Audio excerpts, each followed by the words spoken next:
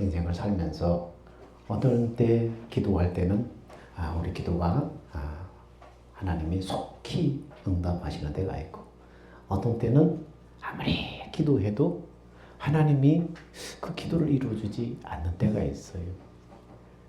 우리의 모든 간구와 기도를 그때그때 다 이렇게 즉각 들어주게 되면 어떻게 되겠어요? 수많은 사람들이 하나님 앞에 다 기도할 때 그 기도를 일일이 다 들어줘 버리면 어떻게 되겠어요?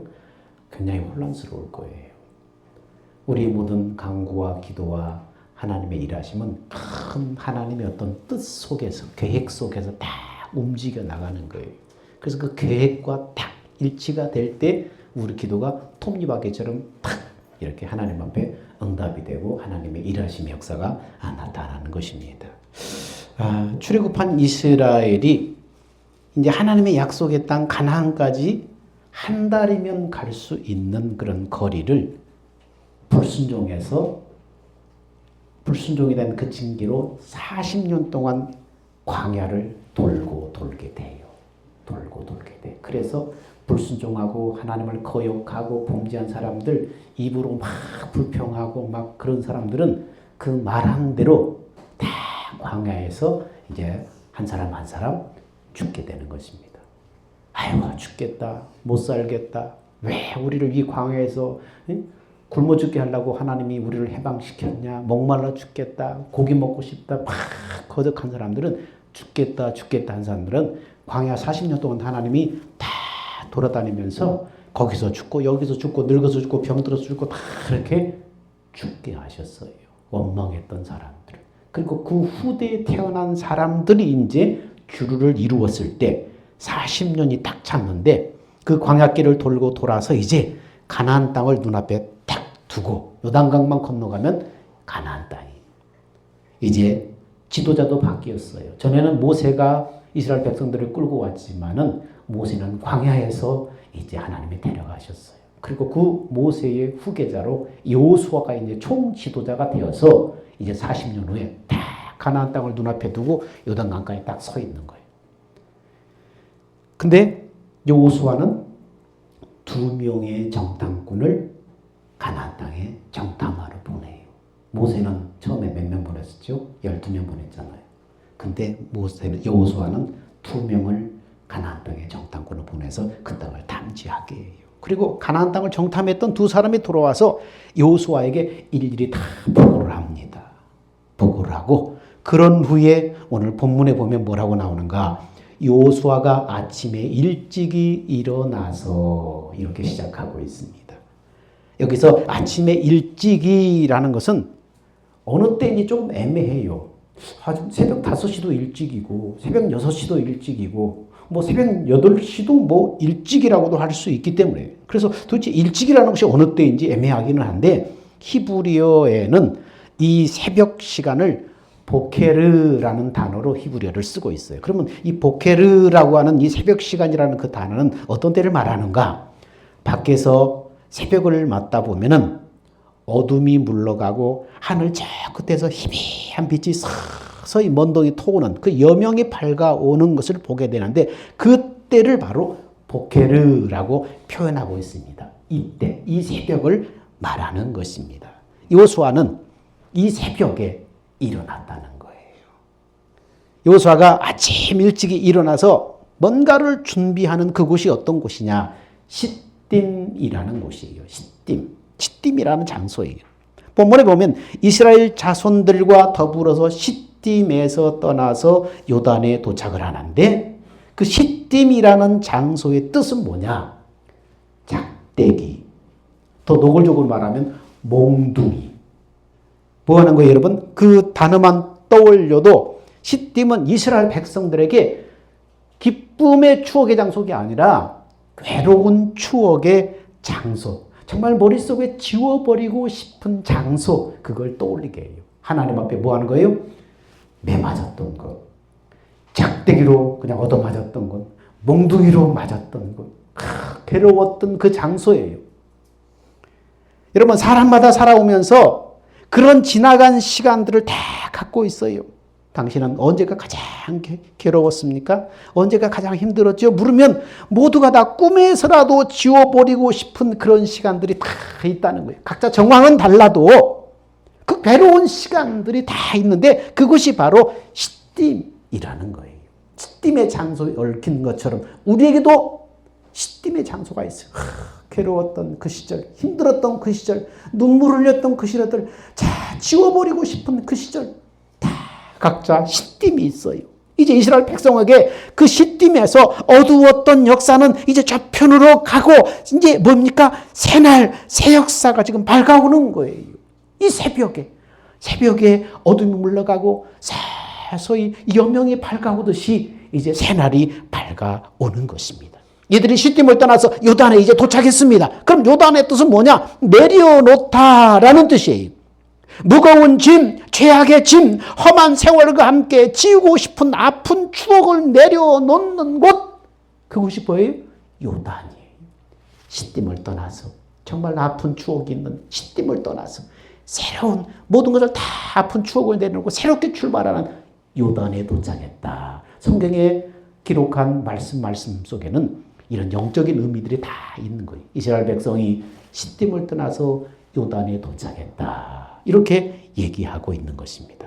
여러분, 이처럼 우리가 드리는 예배 시간도 요단에 이르는 것이 돼야 됩니다. 무거운 짐을 벗어놓는 시간, 모든 죄악의 짐이 벗겨지는 시간, 아프고 상처받은 모든 것들이 다 이제 내려놓고 새롭게 시작하는 시간, 먼 동이 트는 새벽, 희망, 하나님의 일하심이 기대되는 시간, 그런 시간이 돼야 됩니다. 이것이 요단의 영적인 참뜻이에요. 성경을 읽을 때 우리가 흔히 훈련해야 될 것이 있는데 그것은 하나님이 우리에게 주신 풍부한 상상력입니다. 성경은 문자로 되어 있기 때문에 그냥 문자적으로만 읽으면 문자 속에 갇혀서 그 속에 하나님의 표정을 읽을 수가 없어요. 그 문자 속에 하나님의 부요한 마음, 하나님의 풍성한 그 표정을 우리가 만나야 됩니다. 그래서 성경을 문자적으로만 이렇게 읽으면 안 되고 그 속에서 하나님의 마음, 하나님의 표정 이런 것들을 이게 상상하면서 읽어야 되는데 그렇게 할 수 있도록 누가 도와주시는가? 바로 우리 안에 오신 성령님이 그렇게 도와주시는 거예요. 말씀을 그렇게 대하도록 도와주는 거예요. 성경을 하나님이 기록하셨기 때문에 하나님이 영감을 주셔서 사람으로 기록했기 때문에 성경의 저자는 하나님이에요. 그러므로 성경의 그 의미와 분위기와 그 뜻을 잘 이렇게 풍성하게 은혜를 받으면서 읽으려면 뭐라 해야 돼? 하나님의 영이신 성령을 의지해서 성경을 읽어야 돼. 그러면 하나님의 영인 성령님이 내 안에서 말씀을 읽을 때 기억나게 하시고 상상이 되게 하시고 막 유추가 되게 하시고 그렇게 하시는 거예요. 그래서 성령을 의지해서 읽을 때 풍성하게 성경을 읽을 수 있도록 해주시는 것입니다. 야, 여러분, 성경에 이제 이스라엘 백성이 출애굽했는데 몇 명이 출애굽했냐면 장정만 60만 명이 출애굽했다고 성경은 기록해 되어 있어요. 장정만. 그러면 그 당시에는 산하 제한도 없잖아요. 그러면은 그 가족의 수를 계산해 보면 얼마나 되겠어요? 노인도 있지, 여자들도 있지, 아이들도 있지. 이런 사람 다 지금 60만 명에서 제외됐잖아요. 그러면 장정만 60만 명이니까 노인과 여자와 어린아이, 장애인 다 합치면 얼마나 되겠어요? 한 200만 명 정도로 학자들은 추정을 합니다. 200만 명이 얼마나 되는지 여러분 한번 상상해 보세요. 여러분 광화문에 애국 집회할 때 광화문 옛날 청와대 앞에서 그 쫙 해가지고 막 서울역까지 다 그냥 거리마다 칵 찼는데 그때 찼을 때 꽉 차도예요. 10만 명을 못 넘어요. 10만 명을. 근데 100만도 아니고 200만 명이라고 생각해 보세요. 아마 광화문부터 아마 여의도 광장까지 다 차도 아마 그렇게 안 될 거예요. 200만 명은 그렇게 많은 숫자예요. 그 안에 여자도 있고 노인도 있고 아이들, 장애인들 다 있어요. 그 사람들 다 끌고 100m를 걸어가기도 힘들 거예요. 그런데 어찌어찌해서 그들을 이끌고 지금 시딤에서 16km나 되는 요단까지 겨우 도착을 했어요. 이제 부지런히 요단강을 건너서 어디로 들어가요? 하나님이 약속한 땅 가나안 땅에 들어가야 될 것이 아니에요. 근데 여호수아는 이상하게도 여기서 멈추고 건너가지를 않는 거예요. 그렇게 꿈에 그렸던 땅이 저 강 건너편에 있는데 여기서 딱 멈추고 그 힘들게 다 데리고 와서 그 많은 숫자를 데리고 와서 여기 딱 멈추고 텐트를 치고 더 이상 가지 않는 거예요. 여러분 신앙생활을 오래 하다 보면 가장 힘든 것이 뭔가 하면 하나님의 타이밍을 기다리는 것이 가장 힘들어요. 하나님의 때, 하나님의 타이밍. 왜일까요? 인간은 본성적으로 죄인이기 때문에 하나님 없이 뭔가 자기가 자꾸 하려고 해요. 이게 하나님 앞에 가장 큰 죄예요. 하나님 없이 내가 뭘 하려고 하는 것. 불안하고 염려가 많은 존재라 어떤 일을 앞두고 기다리지 못해서 자꾸 자기가 뭔가를 하려고 속에서 발을 동동 구르는 거예요. 그러면 일을 그르치게 되는 거예요. 그 대표적인 예가 뭐냐면 아브라함이 그랬잖아요. 하나님이 네 몸에서 난 씨라야 바로 네 자손이다. 네 몸에서 난 자라야 네 씨다. 이렇게 약속을 하셨으면 10년이 지나도 하나님의 전지전능하심을 믿고 끝까지 기다려야 되는데 아브라함은 그걸 못 기다리는 거예요. 기다리지 못해서 참지 못해서 결국은 자기 본처의 여종을 통해서 서자를 낳고 말죠. 이스마엘을 낳고 말죠. 이것이 뭡니까? 인류의 비극의 씨앗이 되고 말이에요. 이건 단순한 집안의 비극이 아니에요. 여러분 요즘에 계속 중동에서 계속 전쟁이 벌어지잖아요. 그 중동의 전쟁의 그 역사는 세계적인 영적인 줄기의 역사예요. 그 뿌리를 찾아가 보면은 하나님의 타이밍을 기다리지 못해서 그렇게 돼버린 거예요. 그 아브라함의 후손을 통해서 이스마엘과 이삭의 후손을 통해서 이 구투족이 계속 원수가 돼서 지금 싸우는 거예요. 그런데 여호수아는 어떻습니까? 오늘 요단강 앞에서 뭘 기다리고 있어요? 하나님의 때를 기다려요. 하나님의 신호를 기다려요. 하나님의 타이밍을 기다리고 있어요. 그래서 움직이지 않는 거예요. 움직이지 않는 것이 어떨 때는 움직이는 것보다 더 힘들 때가 있어요. 여러분 현대는 어떤 사회예요? 기능과 효율이 여러분 잘 맞물려서 빠르게 돌아가는 오늘날 가만히 앉아서 하나님의 때를 기다린다는 것이 얼마나 힘든지 몰라요. 조급함이 그 하나님의 때를 기다리지 못하고 내가 뭔가 움직여버리는 이 조급함이 얼마나 힘든지 몰라요. 이걸 참는다는 게 얼마나 힘든지 몰라요. 그러나 여호수아는 엄청난 이스라엘 공동체를 움직이기 위해서 하나님의 사인을 기다려요. 하나님의 음성을 들을 때까지 그곳에서 기다리고 있어요. 여러분 우리가 무슨 일을 하든지 하나님이 주시는 메시지가 있어야만 여러분 성공적인 삶을 살 수가 있어요. 내가 하려고 하는 일이 하나님의 뜻인지 하나님의 마음을 여러분 기다려야 돼요. 이건 참으로 중요하지만 쉽지가 않아요. 모든 상황과 여건이 어떻습니까? 이거 하나님이 기뻐하실 일 같아요. 이거 하나님을 위한 일처럼 보여. 그럼 뭡니까? 하나님이 주시는 메시지가 없이도 우리는 뭡니까? 움직여버리는 거예요. 잘된 것 같고 잘된 것처럼 보일지라도 결국은 하나님 앞에서는 망하는 거예요. 그래서 우리는 어떻습니까? 주님이 내 생명 되심을 믿고 그 믿음으로 그 주님 안으로 들어가서 그 마음 안으로 들어가서 주님이 내게 주시는 메시지가 있을 때까지 기다려야 돼요. 질문하고 기다려야 되는 거예요. 이 메시지가 없으면은 이 메시지가 없이 움직이는 사람은 나중에는 불행하게 되는 거예요. 손해보게 되는 거예요. 망하게 되는 거예요. 여호수아는 지금 이것을 기다리면서 움직이지 않았던 거예요. 여러분 에덴 동산에 하나님이 지으신 에덴 동산에 많은 수많은 먹기 좋은 나무들을 나게 하시고 그 중에 에덴 동산 중앙에 뭐가 있었다고 그랬어요? 생명나무와 선악을 알게 하는 나무가 있었다고 성경은 말하고 있어요. 선악과에는 두 개의 줄기가 있는데 선과 악이라는 이 두 개의 가지가 있어요.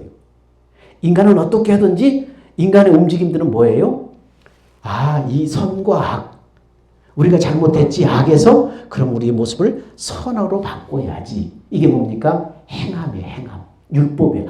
이게 선이고 이건 나쁜 것이고 이건 좋은 것이구나. 내가 실수로 이게 나쁜 것 악한 것을 했네. 잘못했구나. 이제 선하게 바꿔야지. 이게 율법이에요. 그래서 어떻게든 자기 행동으로 선하게 바꾸려고 감동을 받고 도전을 받아서 그렇게 하면 안 되지 회개하고 내가 그렇게 살아야지 결심하고 자꾸 움직이려고 해요. 자기의 모습을 선하게 자꾸 바꾸려고 하는 거예요. 이게 어떤 삶의 율법적인 삶이에요. 하나님 이러한 삶을 기뻐하실까요? 악한 행동을 선한 행동으로 자꾸 바꾸려고 하는 인간의 몸부림, 이거 하나님이 기뻐하실까요? 하나님이 참 기뻐하실 것 같죠. 그 의도는 기뻐하실 것 같죠. 그런데 그렇게 사는 행동 자체를 하나님 기뻐하지 않으시고. 왜요? 선악과를 따르는 삶을 하나님은 원치 않으셔요. 어떤 삶이에요? 생명나무의 삶을 따르기를 원하는 거예요. 생명나무의 삶은 뭡니까? 하나님의 선악과를 먹음으로 영생이 들어와서 하나님의 생명이 내 생명이 되었을 때 이 생명을 따라서, 이 생명의 본성을 따라서 움직이는 거예요. 이거를 하나님은 원하는 거예요. 하나님의 생명으로 살아가는 삶을 살 때 하나님이 기뻐하는 거예요. 왜냐하면 선악과를 따르는 삶은 인간에겐 도저히 그런 삶을 살 수가 없어. 결국은 쓰러지고 실패하고 넘어지는 거예요. 그리고 나서 인생 끝에 뭘 발견하는 거예요? 안 되는구나. 안 되는구나. 술을, 담배를 끊으려고 결심하고 노래하고 계속 잘라내고. 근데 결심이 얼마나 가요? 못 가요. 얼마 못 가요. 또 속에서 근질근질 또 한쪽 손에서 담배 피게 되고, 참 이 사람이 한 잔 주고 저 사람이 한 잔 주게 되면 또 마시게 되고, 마시지 말아야지. 선악과의 삶은 우리의 삶을 근본적으로 바꾸지를 못해요. 이렇게 살지 말라고, 선악과를 따르는 이 삶을 살지 말라고 생명나무이신 예수님이 오신 거예요. 그 예수를 영접해서 그 예수님의 생명으로 살면 돼. 그 생명으로 산다는 게 뭡니까? 생명이 들어오면 그 생명 안에는 뭐가 있어요? 하나님의 본성이 여기에 들어와 있는 거예요. 예수님이 내 생명이 되시면 내 안에 뭐가 들어오는 거예요? 하나님의 본성, 예수님의 본성이 내 안에 이미 들어와 있는 거예요. 이 사실을 믿음으로 예수를 바라보면 내 본성에서 나오는 마음이 있어요. 그 마음을 따라가는 거예요. 그러면 이길 수가 있는 거예요. 그걸 하나님이 기뻐하는 거예요. 그렇게 생명으로 살아가는 삶을 하나님이 기뻐하는 거예요. 그렇게 살도록 하나님이 의도하셨다는 것입니다. 오늘 여호수아도 그러죠. 하나님의 때를 기다렸잖아요. 하나님의 타이밍을 기다리고 있잖아요. 내 안에 나와 함께 하시는 하나님, 그 하나님이 뭐라고 하시는가, 이걸 기다리고 있었어요. 드디어 구체적인 메시지가 관리를 통해서 하달됐습니다. 이제 여호수아에게 하나님의 메시지가 들어온 거예요. 그래서 그 밑에 있는 관리들에게 다 하나님의 메시지를 이제 백성들에게 하달합니다. 그게 뭡니까? 여호수아서 3장 2절 3절에 사흘 후에 관리들은 진중의 타오로 다니며 백성에게 명령하 이르되 너희는 레위 사람 제사장들이 너희 하나님 여호와의 언약궤에 매는 것을 보거든 너희는 있을 곳을 떠나 그 뒤를 따르라. 무슨 말이에요? 제사장들이 언약궤를 매는 것을 보거든 언약궤만 집중하고 따라가라. 언약궤만 집중하고 따라가라. 언약궤만 쫓으라. 이 언약궤의 첫 번째 의미가 뭐냐 하면은 하나님의 임재의 장소, 하나님이 임재하시는 장소를 상징할 때 언약궤를 말해요. 왜요? 그 언약궤 위에 하나님이 임재하셔서 제사장들에게 말씀을 하셨기 때문에. 그러면 어떻게 이 언약궤가 이스라엘 백성에게 하나님이 임재하시는 곳으로 각인이 되었는가? 그것은 바로 그 안에 들어있는 아주 중요한 세 가지 기념비적인 물건이 있기 때문에 언약궤 안에 아주 중요한 세 가지 물건이 들어있어요. 첫 번째는 뭐가 들어있어요? 아론의 쌍난 지팡이가 그 안에 들어있어요. 두 번째는 만나를 담은 항아리가 그 안에 들어있어요. 그리고 세 번째는 십계명의 돌판이 그 안에 들어있어요. 이 세 가지 물건이 들어있기 때문입니다. 그러면 첫 번째, 아론의 쌍난 지팡이 어떻게 해서 생겨났어요? 신명기에 하나님이 모세에게 이 아론의 쌍난 지팡이를 언약궤에 넣어라. 백성의 패역하는 상징이니라. 아론의 쌍난 지팡이는 고라의 자손이 모세의 지도력에 반항을 내서 생기게 된 거예요. 단순히 모세의 지도력에 반항을 한 것이 아니라 모세를 세우신 하나님에 대한 불신에서 비롯되는 것입니다. 그래서 하나님이 그 고라의 자손들을 무섭게 치셔서 수많은 고라의 자손들이 죽음을 당했어요. 이것을 경계로 보이기 위해서 그 죽은 지팡이는 어떻습니까? 생나무로 할 수 없잖아요. 바짝 마른 죽은 나무잖아요.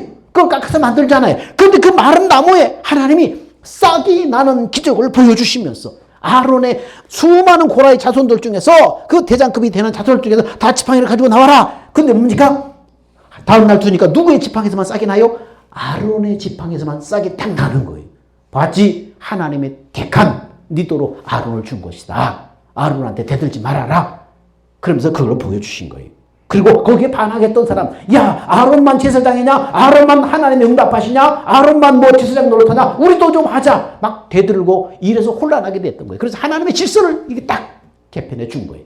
그래서 대들었던 사람, 반항했던 사람, 이 고라의 자손들을 하나님이 땅을 쫙 벌려서 그 땅 속으로 다 지진이 나게 해서 다 삼켜버리는 그런 사건이 벌어지게 막는 것입니다. 그리고 그것을 경계를 보이기 위해서 후손들에게 이렇게 질서를 어지럽히지 말아라. 하나님이 세운 질서를 어지럽히지 말아라. 그래서 그것을 경계를 보이기 위해서 바로 아론의 쌍난 지팡이를 언약궤 안에 넣어놔라. 그렇게 말씀하신 거예요. 백성의 패역함을 잊지 않도록 언약궤 안에 넣으라고 하신 것입니다. 두 번째 물건 뭡니까? 만나를 담은 항아리예요. 이건 뭘 말하냐면 하나님의 전능하심을 상징하는 거예요. 출애굽한 이스라엘 백성들이 홍해를 건너서 광야 길을 가는 중에 백성들이 요구합니다. 하나님, 홍해를 건너게 한 것으로 끝나는 겁니까? 먹을 것이 있어야 될 것이 아니니까 먹을 걸 주세요 하면서 이들은 빵만 있으면, 물만 있으면 하나님은 너무너무 잘 섬길 텐데 배고파, 빵이 떨어졌어, 물이 없어, 고기 먹고 싶어, 계속 불평하는 거예요. 하나님이 그 얘기를 들으시고 만나를 주십니다. 그래, 너희가 빵만 있으면 너희가 나를 잘 섬길 수 있다고? 정말 그런지 한번 볼래? 그러면서 확인시켜주는 차원에서 만나를 주셨어요. 만나를 주니까 어떻게 백성이 잘 순종해? 안 해요. 그 다음에 뭐예요? 고기 먹고 싶어요. 또 고기 주세요. 애굽에 있을 땐 고기 먹었잖아요. 또 막 고기 달라요. 또 고기 줘요.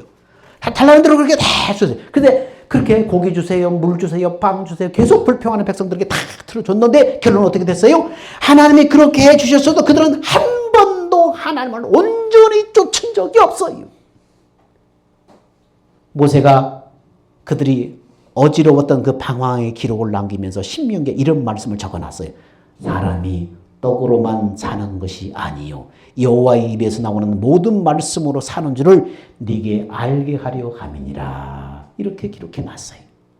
이 오묘한 진리를 40년 불순종을 통해서 만나 때문에 깨닫게 된 거예요. 무슨 말입니까? 다시 말하면 만나는 먹고 배부르라고 주신 것이 아니라 인간의 본성은 먹고 사는 문제가 해결되어도 하나님을 온전히 섬길 수 없는 존재라는 것을 고발하는 거예요.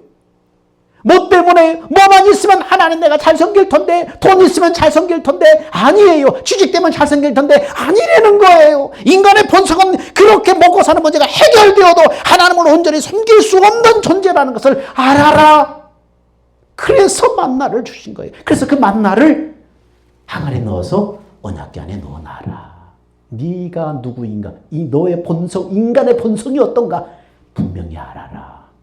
세 번째, 십계명의 돌판을 언약궤 안에 넣으셨습니다. 근데 이 십계명의 돌판은 두 번째 돌판이에요. 무슨 얘기예요? 첫 번째 돌판은 잃어버렸어요. 없어져 버렸어요. 그래서 하나님이 두 번째 주신 돌판이라는 얘기예요. 그럼 첫 번째 돌판은 없어져서 두 번째 돌판을 받았는데 왜 없어졌는가? 모세가 하나님의 십계명을 받으러 이제 시내 산에 올라갔는데 모세가 올라갔는데 아무리 백성들을 기다려도 모세가 오지 않는 거예요. 소식이 없는 거예요. 오늘날처럼 뭐 핸드폰이 있어도 지금 어디쯤 오세요 물어볼 수도 없어요. 그냥 없으면, 소식이 없으면 죽었을 수도 있고 그냥 그렇게 생각하는 거예요. 그러니까 십계명의 돌판을 받으러 산에 올라갔는데 소식이 없으니까 백성들이 불안한 거예요. 그래서 어떻습니까? 아론한테 달려들어가지고 우리를 위해서 금송아지를 만들어라 막 요구를 하는 거예요. 백성들이 막 몰려와서. 그러니까 아론이 뭡니까? 각자 귀고리, 금고리 다 빼서 가져와라. 그래가지고 금송아지를 만들어놨어요. 그래서 모세가 산에서 내려오다 보니까 막 산에서 막 춤추면 노래하는 소리가 막 들리는 거예요. 그들이 모세가 보이지 않자 금송아지를 만들어 놓고 부어라 마셔라 춤을 추면서 광란의 파티를 벌이고 있었어요. 그리고 스스로 만든 그 금송아지 우상을 향해서 이것이 우리를 애굽에서 인도하여 낸 신 하나님 여호와다 하며 그 앞에 막 경배하면서 그러고 있는 거예요. 이것을 보면서 모세가 어떻게 했어요? 피가 거꾸로 흐르죠. 이 광경을 봐서 너무너무 화가 치밀어서 가져온 돌판을 갖다 부숴 던져버리는 거예요. 던져버리면서 그리고는 금송아지로 만든 이 금송아지를 다 가루로 만들어서 물에 타가지고 다 먹이게 백성한테 다 마시라고 그런 거예요. 그리고 나서는 어떻습니까? 그 일로 많은 사람들, 수많은 사람들이 그 우상 숭배로 말미암아서 수많은 사람들이 죽음을 당해요. 내위 자손들을 구별해내가지고 다 칼을 차라. 그리고 나서 부모 형제 이웃 가르지 말고 너희가 만나는 사람 다 칼로 죽여라. 갈면서 그렇게 하나님 징계해서 수많은 일가 친척 그런 걸 가릴 것 없이 수많은 사람들이 거기서 하나님의 징계로 죽게 됩니다. 그리고 나서 모세는 다시 시내산에 십계명을 받으러 또 올라갑니다. 그래가지고 두 번째 하나님 앞에 받아온 돌판이 언약궤 안에 들어가게 된 것입니다. 이렇게 아론의 쌍난 지팡이, 만나 항아리, 십계명의 돌판 이 세 가지가 언약궤 안에 들어가 있어요. 그럼 지금까지 언급한 세 가지가 모두 뭘 상징하는가? 단순히 하나님의 전능하심을 상징하는가? 아니면 하나님의 기적을 말하는가? 아니에요. 인간은 자기 의지와 노력과 깨우침으로 하나님의 거룩한 요구 수준에 도달할 수 없는 본질적으로 죄인이라는 사실을 고발하는 거예요. 인간은 이런 존재라는 걸 고발하는 거예요. 너희가 열심히 아무리 의를 행한다 해도 죄악 덩어리라는 거예요. 그것이 뭡니까? 언약궤의 상징이에요. 이 언약궤가 지성소 안에 있을 때는 어떻게 했습니까? 제사장이 양을 잡아서 피를 흘려서 담아와서 언약궤 안에 부어버렸어요. 언약궤 위에다 부어버렸어요. 뭡니까? 인간이 얼마나 본질상 죄덩어리인지 고발장이 언약궤 안에 들어있기 때문에 하나님의 자비와 용서와 긍휼이 부어져야만 인간은 살 수 있다는 것을 예표하고 있는 거예요. 그래서 어린 양의 피를 잡아서 그 피를 갖다 언약궤에다 부으면서 하나님 앞에 나아가는 그런 과정이 있었던 것입니다. 그래서 언약궤 천장 부분을 시은좌라고 성경에 표현하고 있어요. 시은좌가 뭐냐? 은혜가 베풀어지는 자리 이런 것입니다. 그래서 이곳이 하나님의 임재를 상징하는 곳이 된 것입니다. 이 언약궤가 여러분 근데 하나님의 사인이 어떻게 했다고요? 제사장들이 언약궤를 매는 것을 보거든 너희는 일어나서 언약궤를 주목하고 그 언약궤 뒤를 따라가라. 이렇게 하나님이 지금 여호수아에게 사인을 주셨잖아요. 이 언약궤가 제사장들의 어깨에 메어져서 백성보다 먼저 어디로 들어갑니까? 요단강 안으로 이제 들어가는 거예요. 요단을 건너야만 가나안 땅에 들어가기 때문에 요단강 안으로 들어가는 거예요. 여러분 이 모습을 상상하면은 어디서 많이 봤던 광경 아니에요? 예수님이 요단 강가로 나오시자 예수님보다 6개월 먼저 태어난 세례요한이 이렇게 말하지요. 보라 세상 죄를 지고 가는 하나님의 어린 양이로다. 예수님이 요단강에 나와서 이 세례를 받으시잖아요. 어린 양 되신 예수님, 죄 없으신 하나님의 아들이 우리의 죄값을 다 지시고 공생애를 시작하면서 어디로 들어가서 요단강으로 먼저 들어가셨잖아요. 요단강은 뭡니까? 죽음을 상징하잖아요. 옛사람이 죽는 곳, 옛습관이 죽는 곳. 그런데 예수님이 무슨 죄가 있어서 요단강에 세례를 받으러 들어가는 거예요? 세례라는 것은 죄에 대해서 죽는다는 고백이요 사인입니다. 언약궤가 이스라엘 백성들을 앞서서 요단강으로 들어갔듯이 예수님이 우리의 죄를 짊어지시고 대속의 죽음을 상징하며 요단강으로 들어가셨다는 거예요. 그리고 세례를 받으시고 나오시자 새하늘과 새 땅이 열리면서 성령의 그의 임해서 이는 내 사랑하는 내 아들이요 내 기뻐하는 자라. 이렇게 하늘에서 음성이 들려왔습니다. 여러분 어린 양 되신 예수가 언약궤가 되셔서 우리보다 앞서서 요단강으로 들어가셨어요. 구원은 홍해에서 받았지만은 요단강은 그건 뭘 말합니까? 또다시 구원받는다는 의미입니까? 아니에요. 나의 옛사람의 죽음을 확인하고 내 안에 예수가 나의 생명 되셨음을 자각시켜주는 거예요. 요단강에 들어가서 죄악덩어리 인간, 본성적으로 하나님 뜻에 따라 살 수 없는 그 죄악덩어리 인간, 그 죄에 짊어지고 예수님이 요단강으로 들어갔다는 것은 함께 죽었다는 거예요. 옛사람이 죽었다는 거예요. 하나님을 기쁘시게 할 수 있는 하나님 뜻대로 살 수 없는 본성적으로 타고난 이 죄악덩어리, 본성적으로 타고난 약한 죄인이 예수님이 대신 죄를 짊어지고 요단강에서 함께 들어가서 죽었다는 거예요. 언약궤가 요단강으로 들어갔듯이 언약궤 안에 모든 죄악된 인간의 본성을 상징했던 물건이 들어있는 것처럼 그것이 요단강에 들어갔듯이 우리의 언약궤 되신 예수님이 우리의 본성적인 죄악을 짊어지고 요단강으로 들어가셨다는 거예요. 물속에 잠겼다는 건 죽음을 의미하는 거예요. 다시 세례를 통해서 일어나셨다는 것은 이제 새 사람이 됐다는 거예요. 하나님의 새로운 생명을 부어줬다는 거예요. 그래서 요단강에 세례 받으시고 올라오시자 뭐예요? 성령이 비둘기같이 임하시잖아요. 성령이 임하셔서 그래서 하늘에서 소리가 들리잖아요. 이는 내 사랑하는 아들이요 내 기뻐하는 자라. 죽고 죄악된 옛사람이 우리의 죄를 짊어지셔서 예수님의 요단강에 죽고 다시 일어나신가 성령이 임하셔서 이제는 하나님의 사랑하는 아들, 하나님의 기뻐하는 자가 된 것입니다. 이와 같은 원리입니까? 우리가 믿음 생활한다는 건 이 같은 원리. 나의 옛사람의 죽음을 확인하고 네 안에 예수님이 나의 생명이 되셨음을 자각시켜주는 거예요. 언약궤가 그리고 예수님의 세례가 예수님이 내 생명이기 때문에 이제는 내 안에 본성적으로 본질적으로 내가 예수님의 본성이 내 안에 있음을 믿어야 하는 거예요. 이 사실을 믿는 거예요. 예수님이 내 생명으로 들어오셨어요. 거듭난 내 생명. 나는 이미 예수와 함께 십자가에 못 박혀 요단강에서 죽었듯이 십자가에서 죽었어요. 옛사람은 끝났어요. 하나님을 기쁘시게 할 수 있는 본성적으로 악한 죄는 끝났어요. 이제 예수님이 성령을 통해서 예수 믿는 사람을 들어오셨기 때문에 내 안에 뭐가 있어요? 예수님의 생명이 있는 거예요. 하나님이신 예수님의 생명이 내 생명인 거예요. 이 예수님의 생명에 뭐가 있어요? 하나님의 본성, 예수님의 본성이 내 안에 있음을 여러분 믿어야 돼요. 이게 나예요. 이것을 여러분 자각하고 깨달고 믿어야 돼요. 이 사실을 믿음으로 나의 생명이 되신 예수를 바라볼 때 주님이 성령으로 본성에서 나오는 마음을 우리한테 부어주셔서 그 본성에서 나오는 마음으로 우리한테 말씀하시는 거예요. 우리는 예수님이 주시는 마음으로 주시는 그 메시지를 따라서 살아가는 거예요. 이게 뭐예요? 생명나무의 삶을 사는 거예요. 여러분이 육신으로 악을 선으로 바꾸려고는 몸부림 행동, 선악과의 삶을 살아서는 결코 하나님을 기쁘시게 할 수 없다는 것이 성경의 말씀입니다. 이게 뭐예요? 사람이 떡으로만 사는 것 아니라 여호와의 입에서 나오는 모든 말씀으로 사는 것이다.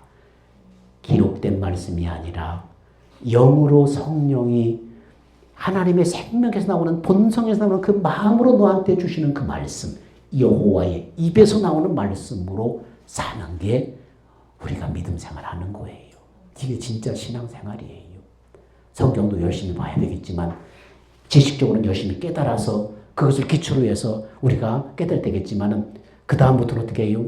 생명나무의 삶을 살아야 돼요. 예수를 나의 생명으로 인식하고 그 생명을 따라서 살아야만 하나님이 기뻐하는 삶을 살 수가 있습니다. 여러분, 나의 정체성을 분명히 이 시간 깨닫고 주님의 생명의 본성에 순복함으로 주님이 나를 통해서 나타나실 수 있도록 하시기 바랍니다. 그래서 하나님의 사랑하는 아들, 하나님이 기뻐하는 자, 그런 자로 살아감으로 하나님이 열어주시는 환경, 새하늘과 새 땅이 열리듯이 하나님이 열어주신 환경으로 인도받음으로 주님의 일하심을 누리는 여러분들이 되기를 축원합니다. 사랑과 은혜가 풍성하신 아버지 하나님, 은혜와 사랑을 감사합니다. 하나님, 어떤 것이 참된 믿음 생활입니까? 무슨 일을 하든 내 육신의 조급함으로 환경이 주어지고 여건이 주어져서 하나님이 기뻐하신 일을 하고 움직여버리는 것이 아니라 하나님의 타이밍을 기다리는 사람 되게 하여 주옵소서. 하나님의 음성을 기다리는 사람이 되게 하여 주옵소서. 하나님이 우리 안에 생명 되신 하나님을 바라볼 때에 그 본성에서 나오는 그 하나님, 마음으로 말씀하시는 하나님, 그 하나님이 말씀하실 때까지 기다림으로 하나님의 때에 하나님이 나타나심으로 하나님의 일하심을 누리는 사람들이 되게 하여 주옵소서. 우리의 생명 되신 예수님의 이름으로 기도하옵나이다. 아멘. 다 같이 기립합시다. 주님 다시 오실 때까지.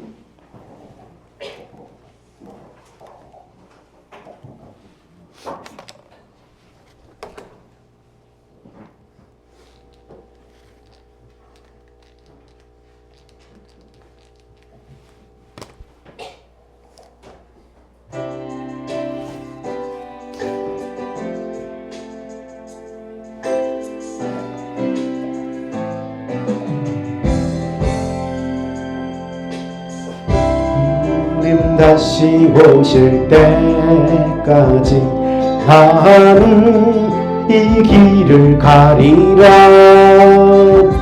좁은 문 좁은 길 나의 십자가 지고 나의 가는 이 길 끝에서 나는 주님을 보리라. 영광의 내 주님 나를 맞아주시리. 주님 다시 오실 때까지 나는 일어나 달려가리라. 주의 영광 온 땅 덮을 때 나는 일어나 노래하리.